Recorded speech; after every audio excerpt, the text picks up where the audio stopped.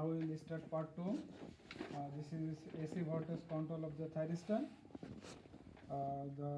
This time we have to use two thyristor. You see from the graph.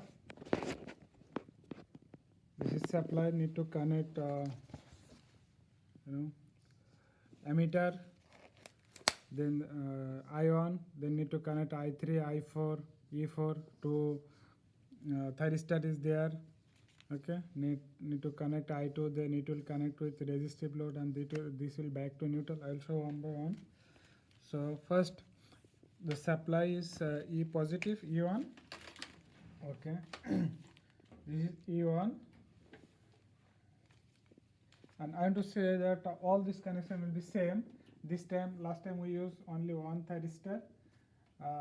Then we connect the one firing control input 1 to analog input of the data acquisition system. This time we connect 4 also, because we will use thyristor 1 and 4. This is the grounding, same thing. This is the connection between thyristor and data acquisition system. So this is the connection. I will show the connection. Ion positive to ion positive. This is ion positive. Then ion positive connect with ion positive, E4 positive. So ion positive to ion positive.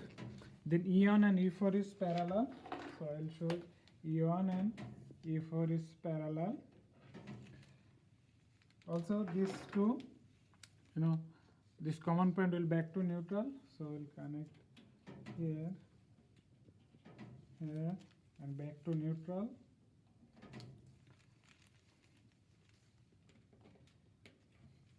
Now ion negative, this is ion positive, so ion negative. Ion negative connect with E1 positive, E4 positive. Ion negative also connect with I3 positive and I4 positive. So I3 ion negative connect with I3 positive. I3 positive and I4 positive are parallel. Okay. So also ion negative connect with E3 positive, but I will connect this one later. Now I3 positive negative will connect with thyristor Q1 positive. So what's the I3 negative? Now this is I3 negative. It will connect with Q1 positive, and I4 negative connect with Q4 negative. So I4 connect, this is Q4 negative. The lower one is positive, upper one is negative. Then we can see that Q1 negative and Q4 positive is the common. So we can Q4 positive, Q1 negative is the common. Then E3 is connected with this common point, E3 negative. So what is the E3? E3 negative is connected with this common point, and E3 positive connect with the I3 positive. So E3 positive connect with the parallel with I4 positive. I4 or I3 same thing. Now this voltmeter connection completed. From this common point we need to connect with I2 positive. From this common point, this is the common point, need to connect with I2 positive. This is I2 positive. Then I2 negative will connect with resistive load. I2 negative connect with resistive load, and from resistive load it will back to neutral, opposite of the resistive load. Here it will back to neutral, and we can see that we need to connect E2 parallel of resistive load. So E2 positive is upper side, E2 negative the lower side. Okay, this is all about the connection. For this one we need to select 343 ohm. So we see that if we make parallel 4800 and 2400, then same thing here, 4800, 2400 and 1200. If we make this all three parallel, it will be for 343 ohm. Now we need to open the thyristor.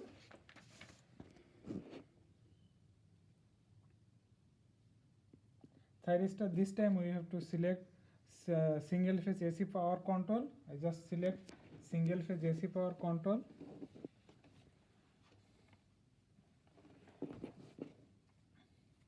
Then control mode would be will be phase control. The firing angle control will be knob. Phase angle will be 60. So also the Q1 and Q4 will be active, because this time we are using two thyristors. And we need to click start.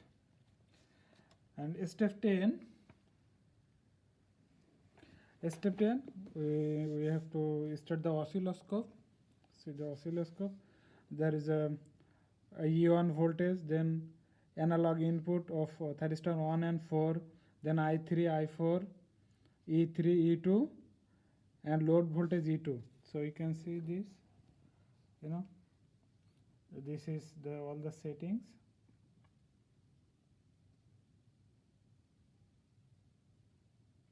So this is all the settings.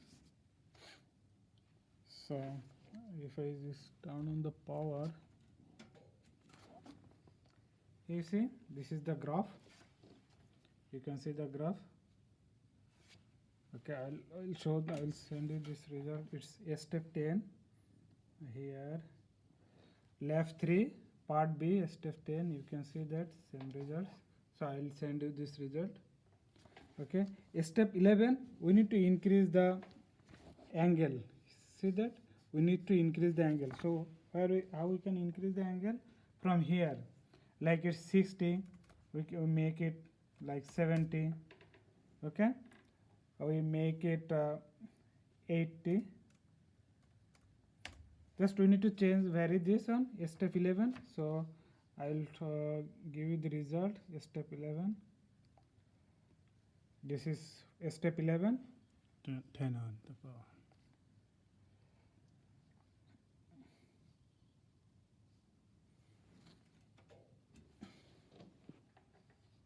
This is step 11. Okay. For step 12, because same thing, so I will not repeat all these things. Step 12, back to normal. You have to give the angle 60.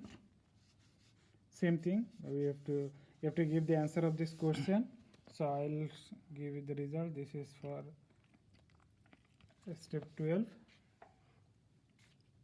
Okay. Then you have to give some answers on the question answer. Then 13, you have to slowly decrease the fire angle. Before that you increase, this time you decrease.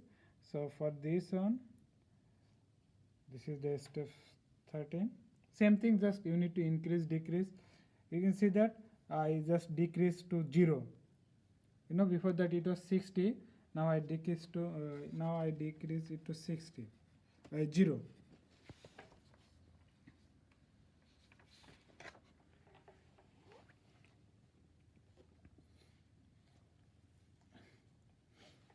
Now on 14, 15, same thing. We have to measure. We need to increase the firing angle. We need to measure the active power, reactive power, and displacement. Okay. So from the meter.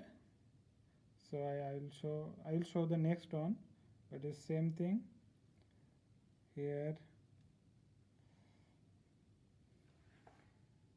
What will be the active power, reactive power, and power factor for if we increase the firing angle.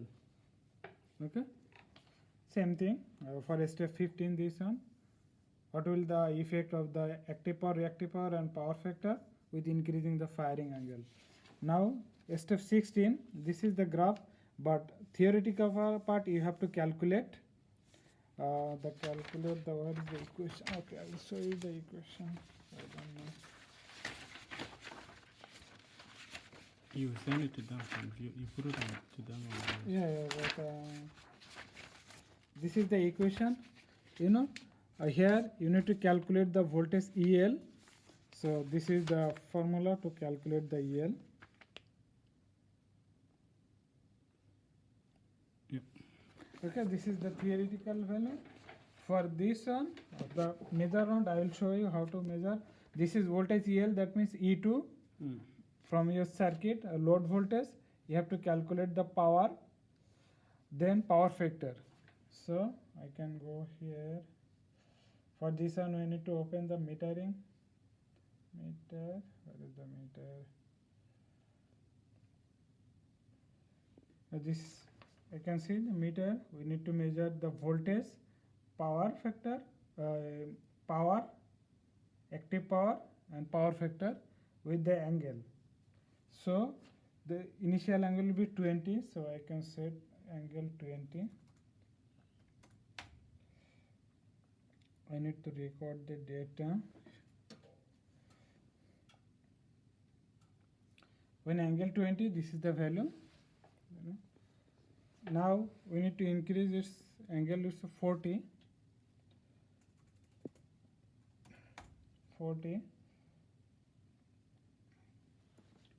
40, we get this value. So like this, you have to increase up to 180.